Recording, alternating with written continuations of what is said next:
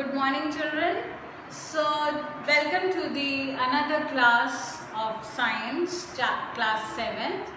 And children, as you know, we were on soil, chapter number 9. And you already know that soil, how does it form, what are the properties. You also know the kinds of soil. You also know the reason why we have different kinds of soil, isn't it? So let us continue, and today we are going to study about few properties of the soil. So what is there? Percolation rate. What do you mean by the word percolation? कि किस speed से soil से पानी बह के, या हिंदी में word होता है रिस के, है ना, किस स्पीड से पानी सॉइल को क्रॉस करता है, उससे ट्रांसपोर्ट होता है, that speed percolation rate, right. इसके लिए हम लोग एक्टिविटी करेंगे. You will be divided into various groups and you can do it yourself. आपके घर में पक्की ज़मीन भी होगी, the floor that where you live, and you might be having some little patch of garden, otherwise you might be definitely would be having the pots, right? Now you measure the amount of water. Suppose आपने 1 cup लिया तो उसी size के 2 cup लिए, आपकी quantity same हो गई. Suppose it is of 100 milliliter, है ना. Usually normally the cups are of 100 ml. Because हम अभी बहुत फाइननेस में नहीं जा रहे हैं, because we are just trying to understand what is percolation rate. We will do this activity, right. आपने 2 सेम साइज के कप लिए, पानी भरा उसमें 1, और आपने एक एरिया डिफाइन करा सेम साइज का, है ना. मतलब ऐसा नहीं है कि पूरे कमरे में आप 1 कप पानी फेंक रहे हो और एक छोटे से गमले में 1 कप पानी डाल रहे हो. There is difference. You decide a patch of the same size, ठीक है, और उसमें ही आप पानी डालिए, पक्के फ्लोर पे भी और कच्ची ज़मीन में भी. So what would be the observation? You will observe that wherever the land is पक्का, the water is there, है ना. It is just not going, or very slowly the rate of disappearing of the water is very slow. Fan चला देंगे शायद, या सूरज की गर्मी होगी तो वो क्विकली इवेपोरेट कर जाएगा, but otherwise the rate is very slow. On the other hand उसी साइज का सेम पैच जो आपकी कच्ची ज़मीन पे था, उस पे जब आपने पानी स्पिल करा, so what happened, it was absorb within a very short period of time. So this disappearance of water is known as, actually because of the property percolation rate. Water percolated through the soil, ठीक है, percolate कर गया, रिस गया, बह गया soil से. पक्की ज़मीन थी, नीचे जाने की जगह थी नहीं, पोरस वो होती नहीं है, बहुत थोड़ा बहुत पानी मॉइस्चर से नीचे गया होगा, नहीं तो वो जब तक इवेपोरेट नहीं होगा और आप उसको वाइप आउट नहीं करोगे वो नहीं होगा, ठीक है. On the other hand the soil absorb all the water percolated through the soil, ठीक है. so इसी तरह से आपने मेजर करी क्वांटिटी, और अगर हमको किसी भी सॉइल का परकोलेशन रेट निकालना है, दिस इज द फॉर्मूला. आपके पास मेजरमेंट है, आपने डिफरेंट टाइप्स के सॉइल ले लिए. भाई एक्सपेरिमेंट करने के लिए आपको दिल और दिमाग चाहिए और एक्सपेरिमेंट चाहिए, जज्बा चाहिए, है ना. आप अपने घर में अलग अलग तरीके की सॉइल ले लो, आप क्ले सॉइल ले लो, घर के आसपास कुछ मकान बन रहा है, you can take the sand also, है ना. और आपके घर में पक्की ज़मीन है ही है, ठीक है. तो आपने सेम क्वांटिटी ली और आपने देखा कितनी देर में वो पानी डिसअपियर हुआ. सैंड भी है, क्ले भी है, मिक्स सॉइल ह्यूमस वाली लोमी भी है, ठीक है. And when you had measured the quantity, it is very easy to calculate the percolation rate of the soil by using this formula rate of percolation हम लोग millilitre by minute में करते हैं। पानी यूजुअली आप 1 कप है 100 millilitre है। Amount of water आपने लिया कितना था और कितनी देर में गया, आप इसको इस फॉर्मूले में रखेंगे, you will get the rate of percolation. So in this case 200 milliliter water was taken. It took 20 minutes to disappear, to percolate, and so the rate of percolation is 10 milliliter per minute, right? So just see to it, absorb it.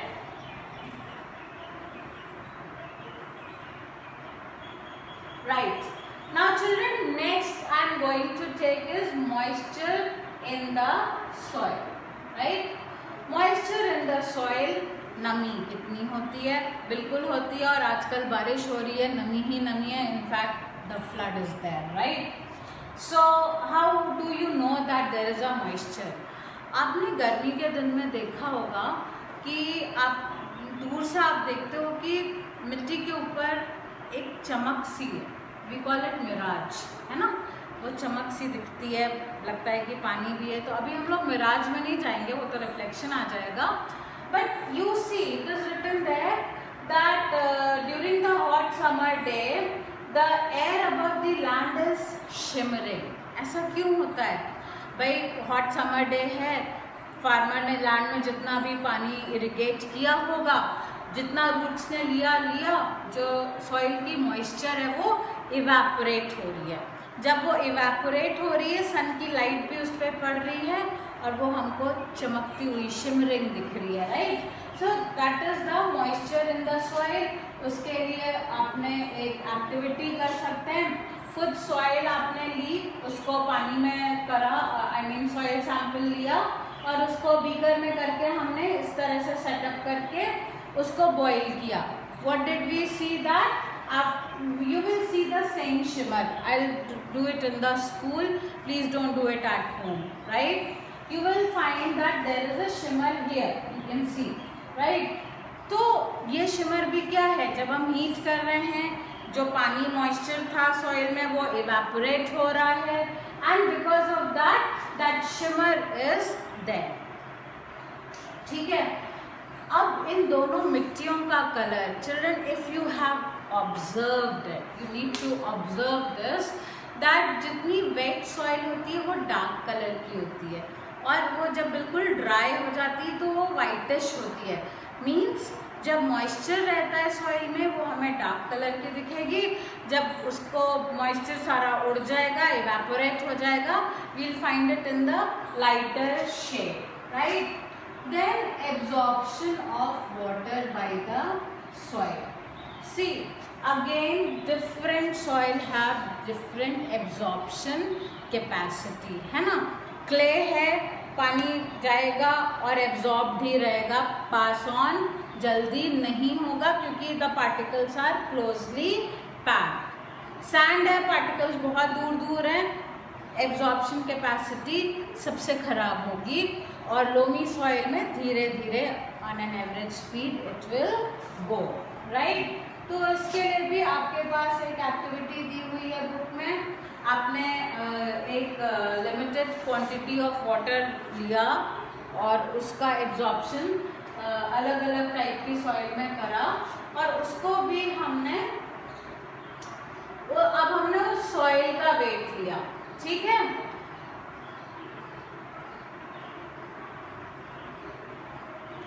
कितनी देर के बाद soil ने, हमने activity क्या करी है, हमने एक सॉइल सैंपल लिया, एक मेजरिंग सिलेंडर में वाटर लिया, उसको सपोज हमने बोला U, ठीक है? Initial volume of water in the measuring cylinder was U, और हम डालते गए तब तक जब तक कि नीचे से पानी गिरना शुरू नहीं हो गया। नीचे से पानी गिरना शुरू हो गया मतलब कि सॉइल का में एब्जॉर्प्शन फुल है, अब वो एक्सेस वाटर जा रहा है, ठीक है? वहाँ पे हम स्टॉप हो गए और हम लोगों ने अब उस रीडिंग को करा, final volume of water in the measuring cylinder that is V, okay? Now volume of water absorb by the soil, initial volume में से आपने फाइनल वॉल्यूम हटा दिया तो उतना वॉल्यूम सॉइल ने एब्जॉर्ब किया। हमने सॉइल का वेट भी लिया। जब सॉइल ने वाटर एब्जॉर्ब कर लिया तो हमने उसका वेट भी लिया। Weight of the water absorb by the soil आपका ये फॉर्मूला लगा देते हैं, percentage of water absorb U minus V upon 50 हमारी सॉइल थी, परसेंटेज लगा रहे हैं इसलिए 100 से मल्टीप्लाई कर रहे हैं and we have it. So the very interesting questions are there. Which soil would have the highest percolation rate? Of course sand, because sand particles में बीच में space बहुत है तो highest percolation rate उनकी ही होगी, ठीक है। सेकेंड में है कि which soil would have the lowest percolation rate? Clay, क्योंकि particles बहुत closely packed हैं, percolate पानी होगा ही नहीं, बहुत slowly होगा, ठीक है। So, okay, now there are many questions, we shall discuss it in the later on. Soil and crops. See, India is a varied country of the geographical distribution, है ना। North we have high mountains, farmers में step वाला खेत, है ना, ladder step fields होती हैं उनकी। वेस्ट में जाइए डेजर्ट है, सैंडी सॉइल है मोस्टली। भाई डेजर्ट में एकदम तो नहीं होगा बट जो डेजर्ट के आसपास का एरिया है जैसे द ईस्टर्न राजस्थान, गुजरात, है ना, वहाँ पे मोस्टली सैंडी सॉइल है। फिर आप लेफ्ट में और वेस्ट में जाइए, वेस्टर्न घाट्स की तरफ ब्लैक सॉइल है, राइट। जो गैंजेटिक प्लेन्स हैं वहाँ पर सारी की सारी सॉइल कैसी है, वहाँ पर सारी की सारी लोमी सॉइल है। ईस्टर्न में पर्कुलेशन बारिश बहुत होती है तो लोमी ही ज़्यादा प्रेफरेबल होगी, क्ले तो फ्लड ही आएगा। सेंट्रल इंडिया आइए रेड सॉइल है ना। तो अलग अलग जगह सॉइल का कलर उनके हिसाब से है।